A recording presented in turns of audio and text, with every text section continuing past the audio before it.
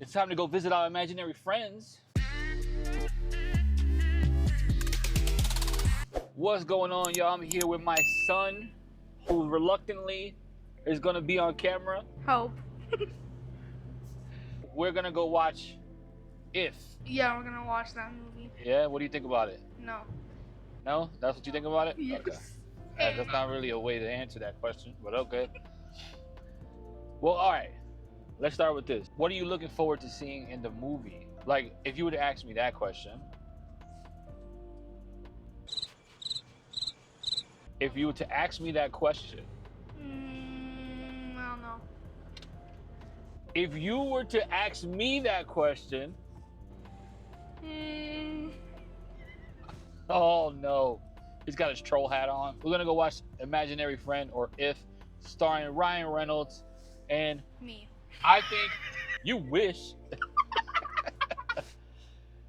I think I'm looking forward to just having fun with you, Yes. going to watch the movie. You know, it's a silly movie.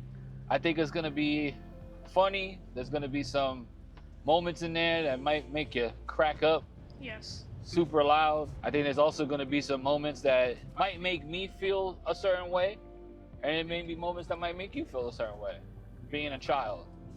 Have you seen the trailers for it? Yes. And what did you think when you saw the trailer? Good. Very, very nice. Nice talking to you, sir. Yes. You're doing great. Just want you to know that. If you had to, say a little more. No. No, okay, hey, I respect that. You don't want a man of few words, It really kind of defeats the purpose of this whole thing. So Can you guys behind the screen please help? they cannot help, unfortunately. Sad. Have you had an imaginary friend? Like for real, for real.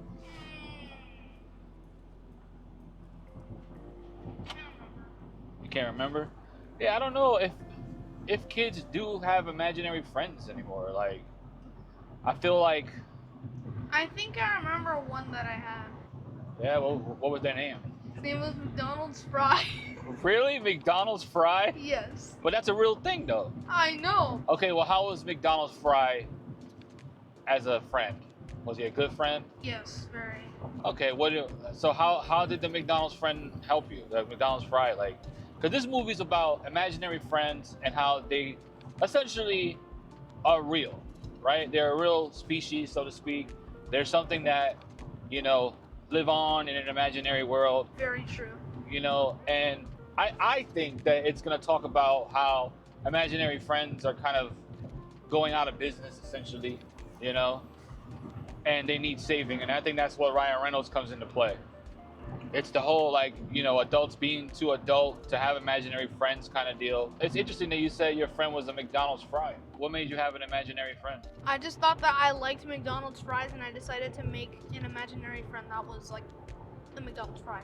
Okay, was McDonald's Fry, was he funny? Was he Yes, was he very. a troll? Sometimes. Was he a good friend to you? Yes. Yeah. Did you have adventures with McDonald's Fry? Yes. What adventures did you go on? We went to this one adventure where we had to find the sweet and sour sauce mountain. Okay, that's a pretty good adventure, seeing as you don't even eat sauce. Yeah, so I refused to go, and then he said some words, some very words, and he made me want to go more. So then I went. Okay, how was that adventure? It was good. Yeah. So let me ask you something. What happened to him? Where's McDonald's Fry now? He sadly got eaten. He got eaten. R.I.P. McDonald's Fry. imaginary R.I.P. friend. McDonald's Fry. You will be missed. Definitely. So you didn't think about making new imaginary friends? No, I'm getting too old for that. I'm 11 now. You getting too old for that? Yeah. It's time to make some real friends now. Yeah. Why do you love movies so much? But what about movies makes them interesting to you? Like, because you watch a lot of shows and trailers and stuff about movies. Honestly, depends on the trailer. Like, for what movie? Okay, well, for me, I love movies just because I think that they allow you to escape. And they kind of allow you to use your imagination in a different way, and they allow you to kind of go into these worlds that we normally wouldn't be able to go in. You know, and I think that movies are great for that, and I think that's why I love them. When I grew up, movies and TV are like what we had. We didn't have phones, we didn't have YouTube, we didn't have none of that. So I think that's kind of what made me fall in love with movies. You know, seeing things on the big screen was kind of cool. Well, I appreciate your time, sir. We're gonna be getting to the theater in a minute. Like I said, I'm interested to see how they tell this story. It is a story that I think we've heard a lot before. You know, it's one of those stories where adults, in my opinion, I've only seen one trailer. It just seems like a story where, you know, the adult is the adult and we kind of forget about imaginary friends. I think it's going to be hilarious. I think it's going to be a lot of craziness. I'm interested to see all the unique imaginary friends that they come up with and they showcase. And, you know, obviously just laugh and have fun with my son. That's really what it is. You know what? I feel like they might like do something where like one imaginary friend tries to save another imaginary friend from like being abandoned. Yeah, okay, that makes sense. Yeah, because when you get old enough, you just like think your imaginary friend doesn't exist anymore and you just forget about it. Yeah, it's pretty sad, ain't it? It's like from Inside Out with like Bing Bong and Riley.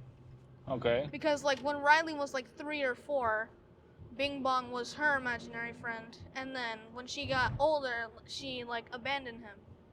Yeah, but Bing Bong was her teddy bear, wasn't it?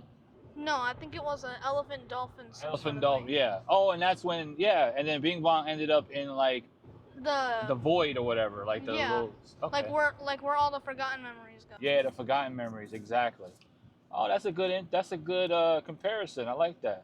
Well, you know we got to go see Inside Out too, right? Yeah, we're obviously gonna see. Yeah, that. we definitely got to go see that because that's gonna be great. But listen, we're gonna go check out this movie.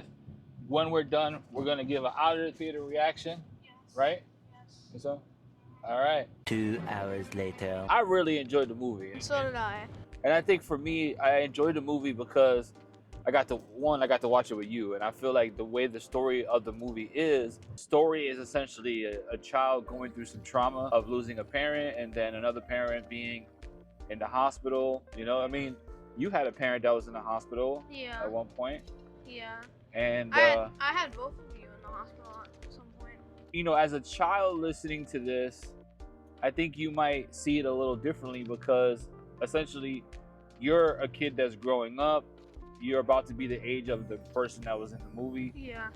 And, you know, there's certain things that you're going to want to do as you're growing up that you don't want to do like when you were a kid anymore. You know, that's part of growing up is not being a kid anymore.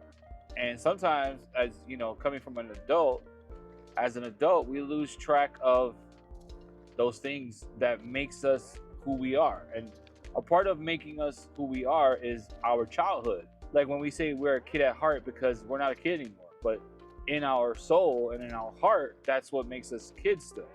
That's why the dad was so like, you know, he was using his imagination and he was dancing with like the mop or the medical thing. You know? Yeah. Like he was always trying to laugh and be goofy because that was his way of kind of dealing with what was going on. And I think that sometimes in the world we forget about that as we become adults. And we try to be serious because we have to pay bills and we have to go to work and we have to do all this stuff, that we lose track of that. And I think it's important that we have to get back to those things sometimes. And this movie really touches on that. It really touches on understanding that it's okay that you still have your imaginary friend. They never leave you. It's just sometimes you grow to not need them anymore. Most imaginary friends are made because the child doesn't have any friends. So they create a friend so that they can feel like they have a friend, and then they grow up to make real friends, and their imaginary friend, you know, no longer exists anymore. They forget about their imaginary friend Because they made a real friend from their imaginary friend being their imaginary friend. Right. So like their imaginary friend was like practice. Yeah. You know what I mean? And It was like some sort of warm up. Yes, exactly. It was like a way to kind of make a friend without the fear of being rejected. You know? Yeah. Do you think your McDonald Fry would appreciate this movie? Yes. Yeah. Do you think he's still gone like you said he was? I mean, yeah. Sadly. Cause you ate him, huh? Yeah. So I what were did your eat 'em. favorite parts of the movie? I mean, there's like the building transformation part with like her imagination, like all of their like around the ends, like all of their imaginary friends like reuniting with their like kids, like as their like the kids as the adults now. Having an invisible imaginary friend, like I know it's like unique, but it's a little weird if you can't even like if you're imagining your imaginary friend and you can't even see them, then why? I mean, but it's also kind of like, what if the imaginary friend was like a superhero, and the superhero's superpower was to be invisible? True. Having an invisible imaginary friend is just, to me, is just so, it's a creative thing, you know. It's a kid that thinks outside the box and just kind of, it's kind of funny in that way, because it's like they don't they still can't see them even when they're an imaginary friend, so it's kind of funny. Personally, I like this movie. I think it's well worth the watch. I will say that I do think that, you know, there were times where it got a little slow. It was a little boring for a second, but I do think that it's something that it kind of rounds itself out a little bit. You know, it has its moments where it's like super creative and it's like, oh wow, what's gonna happen? And then towards the end, it kind of touches the heartstrings a little bit, and it does what it's supposed to do. It's a feel-good movie for the family, you know, for the kids, for the adults, and I think it was a solid movie. Yeah, You know? me too. Personally, though, I would probably watch this at home on streaming. I think when it does go to it. I think you would like it more. Like, this is like a movie you put on when all the kids are at the house, like for movie night, family movie night or something. Yeah, or like if like your cousins are stopping by or something. Right. I think it would be a pretty good movie. Yeah, absolutely. I don't know if it's something that you go see in the movie theater, but I do think that at least at home for a family night, maybe like if you had like a summer movie night where you do like a drive-through where everybody comes over and you know, in your backyard and watches it, then for me that's like the perfect movie for that. Definitely go check it out if you like these heartfelt movies. You like these movies that are, you know, touch the heartstrings and make you feel good. You know what I'm saying? So all in all, we're gonna say Uncle Manny approves. And so do I. Hey, let's go.